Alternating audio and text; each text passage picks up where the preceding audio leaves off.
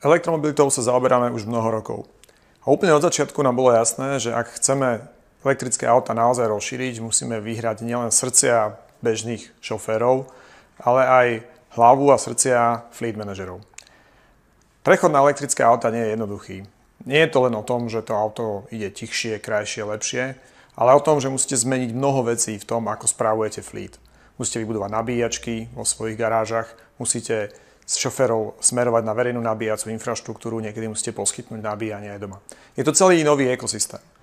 No a tam skresla myšlienka, že tento ekosystém musíme pomôcť implementovať vo fleetoch a musíme fleet manažerom pomôcť preniesť sa cez tieto prvotné problémy. A to nemôže spraviť jedna firma. My v Greenway sa zaoberáme nabíjacou infraštruktúrou, ale to je len jedna časť toho celého ekosystému.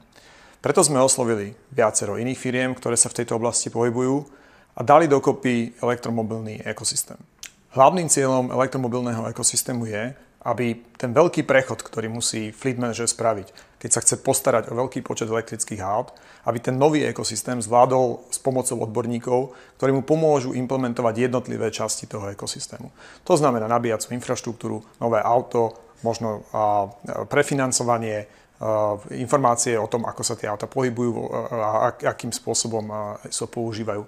Vytvoriť z toho jeden ucelený celok, ktorý fleet manager potom nasadí a bez problémov a ťažkostí zvládne prechod na elektromobilitu.